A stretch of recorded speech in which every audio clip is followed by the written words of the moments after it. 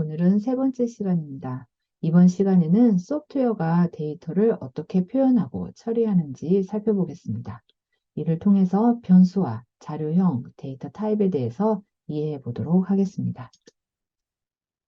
자, 컴퓨터는 데이터를 어떻게 표현하는지 살펴보고 C 프로그램에서 이 데이터를 다루기 위한 변수와 자료형에 대해서 살펴봅니다. 또한 키보드로부터 입력받은 데이터를 변수에 저장하기 위한 함수 scanf 사용법에 대해서도 살펴보고 printf와 scanf를 이용을 해서 두 수를 입력받아 그 합계를 구해서 출력해주는 프로그램을 구현해보는 실습을 진행하겠습니다. 자, 먼저 소프트웨어를 개발할 때는 해결하고 싶은 문제를 정의하고 그 해결 방안에 대해서 분석, 설계, 그리고 C 언어로 우리는 구현을 하는 거죠. C 언어를 이용을 해서 우리가 구현을 하는 프로그램은 콘솔 프로그램입니다. 콘솔 프로그램은 표준 출력으로 모니터를 이용을 하고 표준 입력으로 키보드를 이용을 합니다. 이렇게 모니터로 출력을 하는 함수로 C 언어에서는 printf 함수를 제공을 합니다. 그리고 키보드로부터 입력받는 함수로는 scanf를 제공을 합니다. 지난 시간에 printf를 우리가 살펴봤죠? 그래서 이번 시간에는 scanf를 우리가 배워야 합니다. 키보드로부터 입력받은 데이터를 scanf는 프로그램 안으로 처리해 줍니다. 그런데 이 입력받은 데이터를 그냥 아무렇게나 던져버릴 수는 없죠. 어떤 함에 담아줘야 됩니다. 그릇에 담아줘야 되고 그 그릇은 이 데이터가 어떤 자료형인지 어떤 형식인지에 따라서 그 크기가 달라지고 그 다음에 이 안에 있는 데이터를 처리하는 방법이 달라집니다. 즉, 이 데이터를 기록할 변수는 자료형이라는 것을 고려를 해줘야 됩니다. 그래서 먼저 컴퓨터가 데이터를 어떻게 표현하고 처리하는지 스캔프를 배우기 전에 이 부분부터 이해해 보도록 하겠습니다. 이미 중학교, 고등학교를 통해서 여러분이 잘 알고 있듯이 컴퓨터는 이진수를 통해서 데이터를 표현합니다. 즉 0과 1 두 가지 값을 나타내기 때문에 한 자리 수만 한 자리가 필요한 거죠. 그 한 자리가 비트라고 지칭을 합니다. 컴퓨터에서 데이터를 표현하는 정보 표현의 최소 단위로 비트를 지칭을 합니다.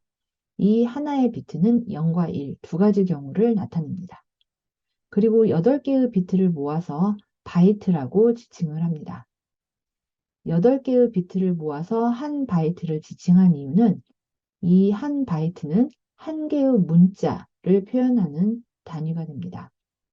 한 개의 문자라는 것은 우리가 키보드를 통해서 눌리는 기본 영문 글자 또는 뭐 이런 여러 가지 키보드 값들을 지칭합니다. 우리가 사용하는 컴퓨터 메모리 역시 이 한 바이트 단위로 보통 메모리 주소를 넘버링하게 붙어져 있습니다. 이런 비트와 바이트, 이진수 형태로 값이 저장이 될 때 우리가 사용하는 문자는 어떻게 저장을 해야 될까요? 숫자라면 이진수로 0의 자리, 0의 1승 자리, 0의 2승 자리 이렇게 표현을 했었지만 문자예요, 문자. 자, 문자는 약속이 필요합니다. A라는 문자는 이진수로 이렇게 하기로 하자. B라고 하는 알파벳은 이렇게 하기로 하자. 약속값이 필요하고 그렇게 약속을 정한 규칙은 코드라고 지칭을 합니다. 그래서 약속표는 문자와 코드값 이것을 정해주면 그게 하나의 코드표가 되는 거죠. 우리가 많이 알고 있는 문자 코드표는 크게 아스키 코드표와 유니코드가 있습니다. 아스키 코드는 미국 정보교환 표준 부호 체계입니다. 즉 미국에서 정의를 한 거죠. 그래서 영문자, 숫자, 특수문자 이만큼을 표현하는 데 적합한 코드표를 작성을 한 것입니다. 자, 여기에 7비트면 충분하다라고 해서 7비트 길이로 코드표를 작성을 했습니다. 그리고 한 비트를 추가해서 한 바이트로 아스키 코드 값은 인코딩 됩니다. 자, 그런데 널리 이걸 사용하다 보니까 이제 컴퓨터가 전 세계에서 사용을 할 수 있었죠. 하게 됐죠. 자, 그래서 전 세계에 있는 모든 문자를 표현할 수 있는 규칙이 필요합니다. 그래서 전 세계에 있는 모든 문자에 대해서 표현하고자 코드표를 정의를 했고, 자, 이런 코드표를 유니코드라고 정의를 했습니다. 이 코드는 국제 문자 부호 체계입니다. 이 유니코드 안에서 우리 한글인 자음 모음도 모두 정의되어 있습니다. 만약 알파벳 A라는 문자는 아스키 코드로는 다음과 같은 코드가 정의되어 있고 유니코드는 이런 값으로 정의되어 있습니다.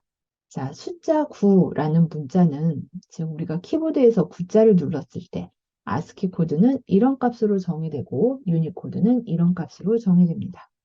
그런데 9라고 하는 게 키보드에서 눌린 9가 아니라 아홉이라고 하는 숫자, 계산하는 숫자고 싶다. 그럼 이진수이어야 하지 않을까? 자, 이진수인 경우에는 0의 1승자리, 0의 2승자, 아니 2의 1승, 2의 0승자리, 2의 1승자리 등등 해서 다음과 같은 9라고 하는 값이 아마 만들어질 겁니다. 자, 그래서 이 값은 2의 3승자리 8, 이건 2의 0승자리 1, 둘을 더해서 9라고 하는 숫자가 지칭이 되는 거죠. 그렇죠? 위에 있는 9와 밑에 있는 9는 이건 문자 9이고 이거는 숫자 9에 해당합니다. 계산을 하는 값과 코드표에서 찾는 값, 그 의미는 다릅니다. 자, 컴퓨터는 이렇게 데이터가 어떤 정보를 표현하느냐에 따라서 그 값의 크기, 저장하는 크기와 이 안에 있는 값을 처리하는 방식이 서로 다릅니다. 자, 메모리입니다. 메모리에 이진수들은 저장이 되어 있고 한 바이트마다 주소가 넘버링이 되어 있습니다. 만약 키보드에서 눌린 문자 9, 이 녀석을 아스키 코드 값으로 이렇게 처리를 한다면 메모리에 한 바이트 공간으로 값이 저장되어야 할 것입니다. 반면에 숫자 9, 아홉이라는 숫자가 이렇게 코드 값이 있다면 정수형으로 처리를 해야 됩니다. 그랬을 때 숫자 9, 아홉이라는 값은 숫자, 인티저, 4바이트 공간을 사용하게 되고 문자 9는 아스키 코드 값, 한 바이트 공간으로 코드표가 만들어져서 이렇게 한 바이트면 충분하게 됩니다. 우리 눈에 똑같이 보이는 숫자지만 9라고 하는 이 글자이지만 이것이 데이터 안에서는 컴퓨터 안에서는 어떤 값이냐에 따라서 저장이 되는 크기와 처리 방식이 서로 다릅니다. 자, 이런 걸 자료형이라고 이야기를 합니다. C 언어에서는 자료형으로 다음과 같은 것들이 정의되어 있습니다. 크게 기본 자료형, 파생 자료형, 사용자 정의 자료형이 있습니다. 자, 그 중에 우리가 처음 C를 배우는 단계이기 때문에 가장 기본이 되는 기본 자료형부터 익히게 됩니다. 이것을 익혀야 그로부터 파생된 것, 그 다음에 이것들의 조합으로 내가 마음껏 정의한 형태가 이용이 될 수 있는 거죠. 자, C에서 정의한 기본 자료형으로 문자형은 캐릭터 이렇게 표현합니다. 정수형은 인티저 이렇게 표현합니다. 실수형은 플롯 이렇게 표현합니다. 자, 캐릭터인 경우에는 한 바이트로 데이터 값을 표현합니다. 정수형 인티저는 4바이트로 값을 표현하고 플롯은 4바이트로 표현합니다. 캐릭터로 표현한 이 값은 이렇게 값을 갖게 되고 이 값은 아스키 코드 값에서 찾게 됩니다. 인티저형 4바이트는 계산을 할 수 있는 값이고 4바이트를 이용해서 표현할 수 있는 값의 범위는 가장 앞에 사인 비트 한 비트가 있고 나머지를 이용해서 이 정도의 값의 범위를 표현할 수 있습니다. 실수인 경우에는 소수점 아래도 표현이 돼야 됩니다. 그래서 실수형인 경우에는 지수부와 가수부가 나뉘어서 소수점 아래를 표현하는 부분과 소수점 위를 표현하는 부분으로 나눠서 그 값을 처리하게 됩니다. 자, 이제 변수에 대해서 우리가 정의를 해보면 메모리에 데이터를 저장하는 공간입니다. 이 공간은 데이터 값을 우리가 처리할 수 있도록 지원해야 되기 때문에 데이터 자료형과 이름으로 구성이 되어야 됩니다. 그래서 우리가 주소값을 몰라도 이름으로 부르면서 이 데이터를 이용할 수 있어야 되는 거죠. 키보드로 누른 값이 스캔F를 통해서 처리가 되면 이 데이터에 맞는 변수에 이 데이터를 저장하게 됩니다. 자, 그럼 스캔F를 우리가 이용하기 위해서 변수를 먼저 만들어야 되겠죠? 자, 변수를 만들어 보겠습니다. 변수를 만드는 것은 변수를 선언한다 라고 이야기를 합니다. 변수를 생성하는 역할을 하는 거죠. 변수를 만들기 위해서는 이 변수에 어떤 값을 저장해야 되는지 먼저 결정해야 됩니다. 자, 그 값이 데이터 타입이 무엇인지 생각해보고 어떤 자료형으로 내가 변수를 만들 건지 결정해야 됩니다. 다음으로 변수 이름을 정해줘야 됩니다. 자, 이 예제가 변수를 생성하는 예제 코드입니다. 첫 번째 줄은 인티저 퍼스트 num입니다. 자, 자료형은 인티저, 정수형이죠. 자, 정수형 데이터를 저장할 수 있도록 4바이트 메모리를 준비해 라는 말이 이 인티저에서 지칭을 합니다. 그리고 해당하는 메모리 공간의 이름을 나는 퍼스트 num이라고 부르겠어 라는 뜻이 되는 거죠. 자, 이 한 줄은 명령문입니다. 이걸 수행하면 컴퓨터는 비어있는 메모리에 4바이트 공간을 할당을 해서 자, 이만큼의 퍼스트 num이라고 변수 이름에 할당을 해줍니다. 그리고 이 안에 값이 저장이 된 것은 정수형으로 읽고 쓰기를 하는 거죠. 자, 두 번째 줄이 실행이 됐습니다. 자료형은 캐릭터, 문자를 저장하기 위한 한 바이트 공간이 필요합니다. 그 공간의 이름을 나는 그레이드라고 부르겠습니다. 그래서 문자형 데이터를 저장할 수 있도록 한 바이트 메모리를 준비해줘. 이름은 그레이드야 라고 하면 메모리에 한 바이트 공간을 할당을 해서 이름을 그레이드로 붙여서 변수를 생성해 줍니다. 자, 이건 실수형을 만들 거고요. 나머지에 지금 x1, x2, x3는 변수 이름을 3개를 나열을 했습니다. 자, 이런 경우는 이 3개의 변수가 모두 같은 자료형을 가지는 경우입니다. 그래서 세 줄로 코드를 적어줘도 되지만 같은 자료형일 경우에는 이렇게 목록으로 이렇게 나열을 해주면 인티저 x1, 인티저 x2, 인티저 x3 세 개의 인티저 자료형을 만드는 그런 효과를 가지고 옵니다. 자, 자료형을 결정하는 것은 굉장히 중요한 문제입니다.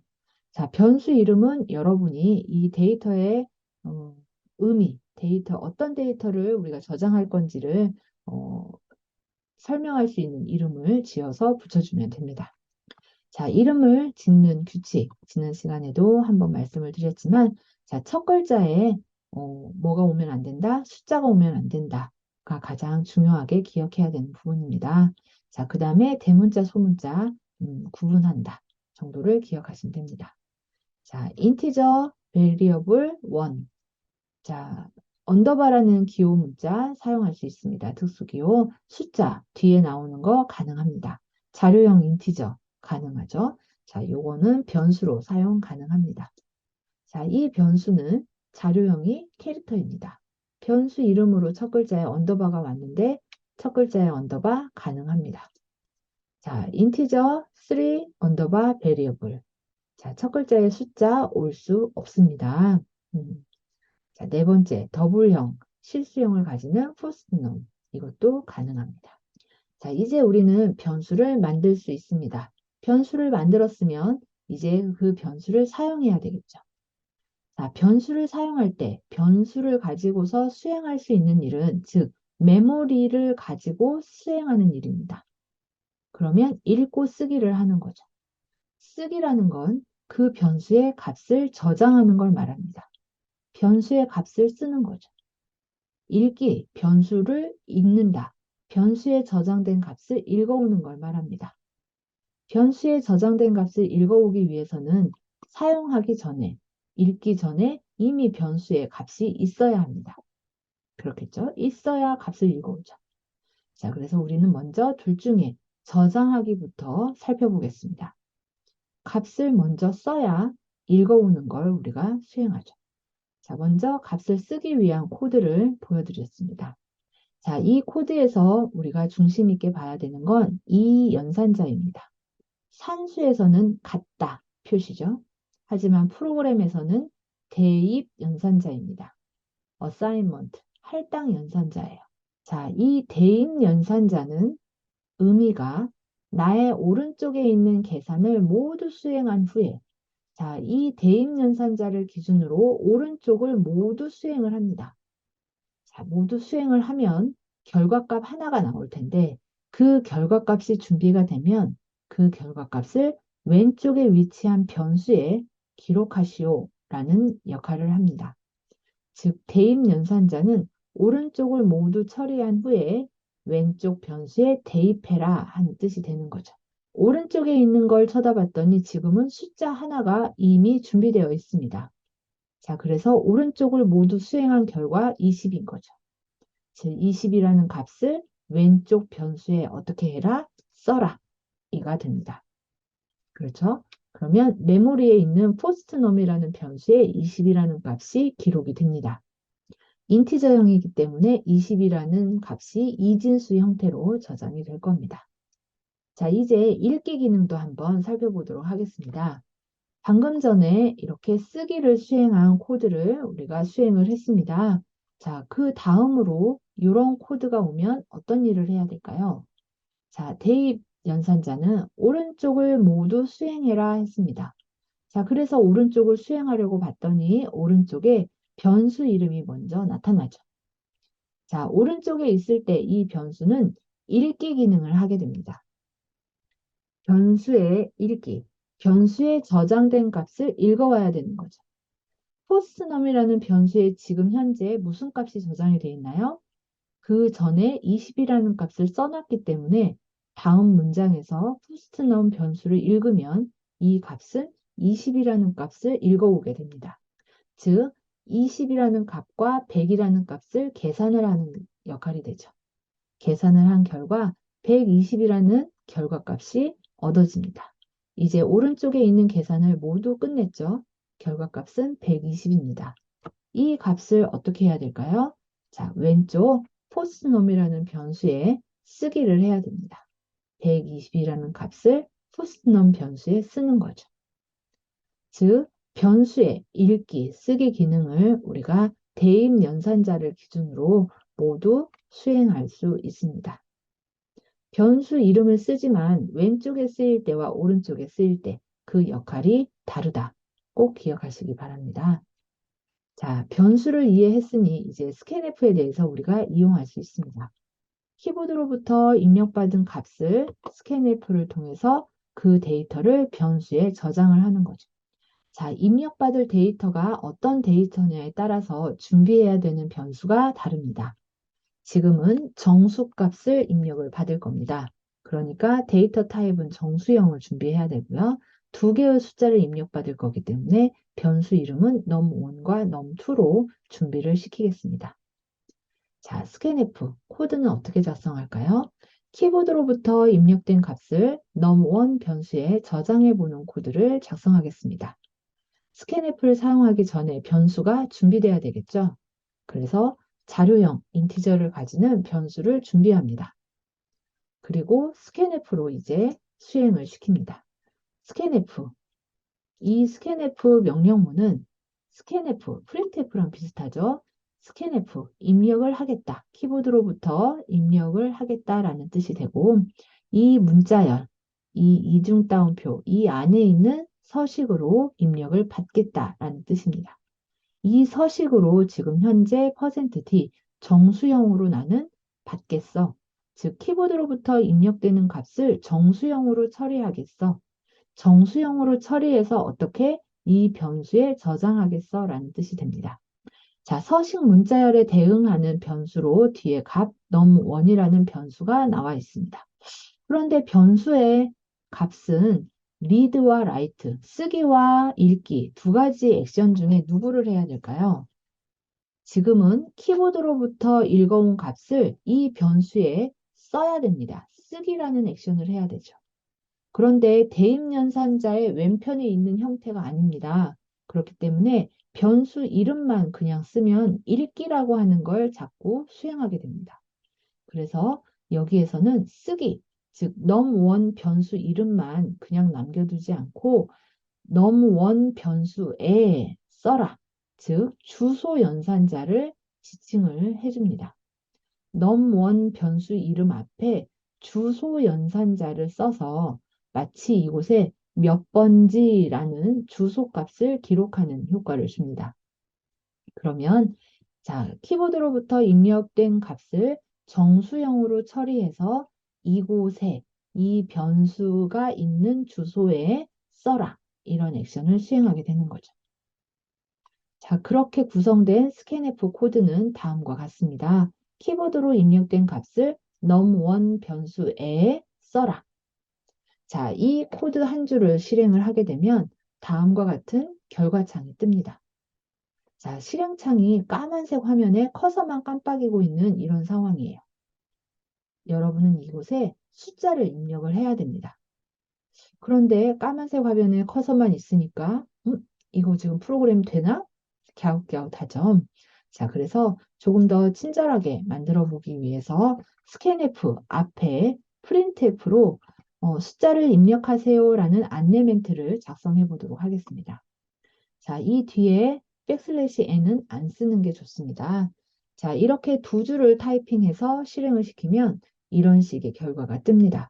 그렇다면 지금 커서가 깜빡깜빡 하는 이유가 입력하라고 키보드로부터 지금 입력을 준비하고 있구나. 이걸 알 수가 있는 거죠. 자, printf 입력 안내 멘트가 나가고 커서가 깜빡깜빡 하고 있습니다. scanf가 준비하고 있는 거죠. 이제 여러분은 키보드로 숫자를 입력한 다음에 엔터를 치시면 num1 변수에 입력한 숫자가 들어가게 됩니다. 자, 그런데 실행창이 닫히고 아무런 액션이 벌어지지 않습니다. 그렇죠? 변수의 값이 저장이 된 다음에 어떤 일도 시키지 않았기 때문에 그렇습니다. 자, 변수의 값이 잘 저장되었는지 확인을 해보도록 하겠습니다. 확인을 하기 위해서는 변수에 있는 값을 읽어서 프린트를 해야 되겠죠? 자, 그 과정은 다음과 같은 프린트 문 코드로 작성이 됩니다. printf 입력된 값은 %d입니다. %d에 있는 값은 뒤에 있는 값을 대응시켜야 되죠. 자, 뒤에 변수 이름이 나와 있습니다. 즉, 이 변수에 있는 값을 읽어서 그 값이 읽혀지면 그 값을 이곳에 대입을 하게 되는 거죠. 총 3줄의 코드를 여러분이 작성하시면 됩니다. printf, scanf, 입력한 값을 확인하는 printf. 이 3줄로 실행을 시켰을 때 이 정도의 실행창을 여러분이 볼 수 있게 됩니다. 자, 스캔F를 배웠습니다. 스캔F를 하기 위해서는 변수가 준비되어야 되고 키보드로부터 입력받은 값을 서식 문자에 맞게 받아들여서 해당하는 변수에 저장하는 거죠. 자, 먼저 변수를 준비를 했습니다. 자, 그리고 각각 자료형에 맞춰서 서식 문자열을 달리 적어주고 그 다음에 변수 이름 앞에 주소 연산자를 붙여주는 이 부분을 꼭 기억해야 됩니다.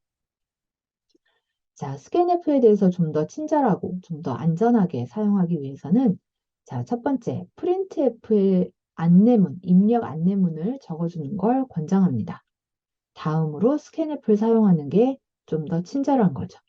스캔F 할 때 주소 연산자, 변수 이름 앞에 붙이는 거 꼭 기억해야 됩니다. 자, 그리고 세 번째로 입력한 변수에 있는 값을 꼭 printf로 찍어보는 걸 권해드립니다. 자, 이렇게 에코, 메아리를 울리게 하는 이유는 값이 제대로 들어가야 나머지 처리가 이상한지 않은지 버그를 쉽게 찾을 수가 있습니다.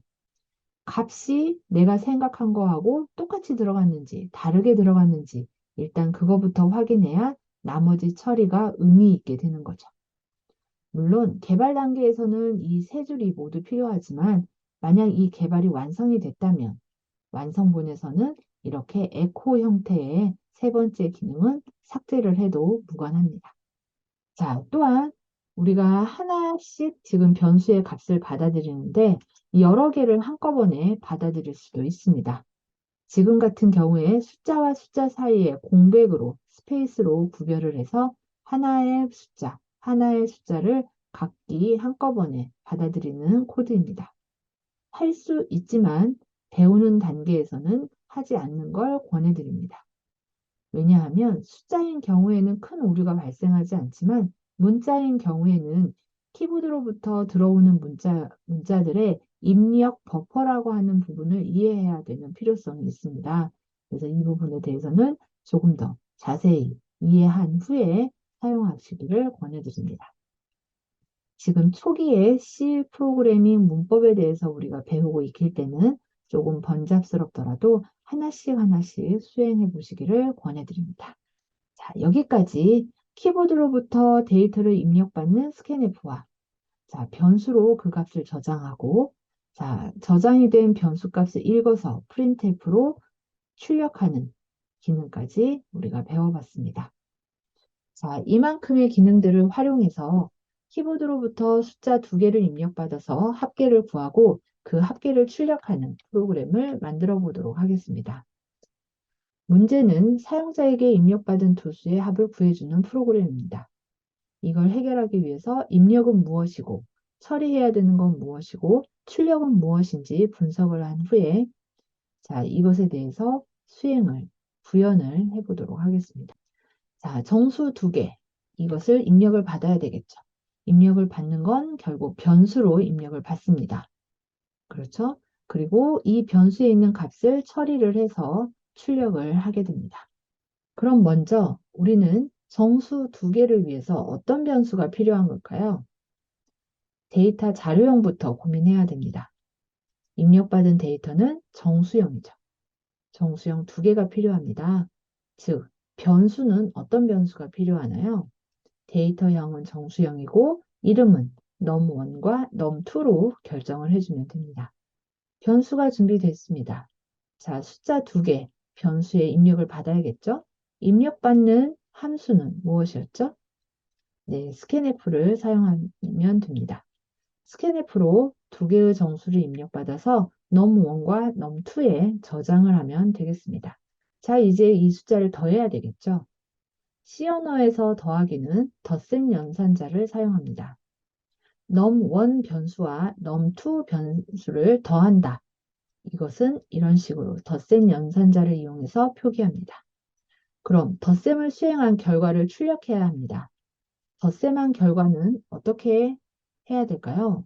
곧바로 출력해야 될까요? 변수에 저장해야 될까요? 자, 그건 여러분 선택에 달려 있습니다. 만약 그냥 출력한다면 printf문에 이런 식으로 계산식을 직접 넣어주면 됩니다. 변수를 배웠으니까 조금 더 변수를 이용하는 방법으로 선택을 한다면 결과값을 저장하기 위한 변수가 따로 필요합니다. 그래서 결과값을 저장하기 위한 변수, 자료형은 뭐가 돼야 되나요? 정수형 더하기 정수형이니까 정수겠죠? 자, 그래서 인티저 자료형을 가지는 result라는 이름의 결과값 저장하기 위한 변수를 먼저 선언을 합니다. 그리고 이 변수의 값을 저장해야 되겠죠. num1과 num2에 있는 값을 계산해서 그 결과값을 result에 저장하도록 이렇게 코드를 작성을 해야 될 겁니다. 이제 마지막으로 그 결과를 출력해야 되겠죠. 출력하는 것은 printf였습니다. printf로 result 변수에 있는 값을 출력하도록 코드를 작성하면 될 겁니다. 자, 이 정도의 이야기들을 실제 C 언어를 통해서 구현을 한 코드는 다음과 같습니다. 자, 이 코드를 실행하는 화면을 직접 보여드리도록 하겠습니다. 코드가 작성이 되어 있습니다. 빌드 해보면 자, 워닝 없이 실행이 되고 자, run 수행을 하게 되면 자, 커맨드 창에 넘버 1 입력해라. 자, 키보드로 숫자 입력하고 넘버 2 입력해라. 키보드로 숫자 입력하면 입력한 정수값이 num1, num2 여기에 이렇게 프린트문 이렇게 뜹니다. 자, 계산한 결과 합은 얼마다 라고 해서 리절트 값 이렇게 계산을 해서 변수의 값이 할당되고 그 값을 읽어서 printf로 출력하는 이런 상황을 보고 계십니다. 자, 여기까지 잘 따라오셨나요? 자, 이번 시간에는 컴퓨터에서 데이터를 표현하는 방법에 대해서 살펴봤습니다. 이를 통해 변수와 C 언어의 기본 자료형에 대해서 익히고 이걸 활용하는 스캔F 함수를 사용해 봤습니다. 자, 여기까지 잘 이해가 됐다면 마지막으로 퀴즈, 이 프로그램을 한번 스스로 작성해 보시기를 권해드립니다. 반지름을 입력받아 원의 면적을 구해서 출력해주는 프로그램을 개발해 보자. 지금 이 문제를 해결하는 데 있어서 입력 정보는 누군가요? 반지름이죠. 반지름은 정수형으로 입력받기로 합니다. 그럼 출력 정보는 원의 면적이죠. 면적은 반지름 곱하기 반지름 곱하기 3.14로 구할 수 있습니다. 원의 면적은 실수형으로 계산이 됩니다.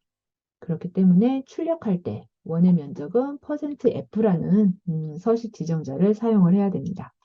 그 다음에 원의 면적을 혹시 result라고 해서 이 변수 값을 사용하고 싶다면 이 result의 자료형은 무엇이 되어야 되나요?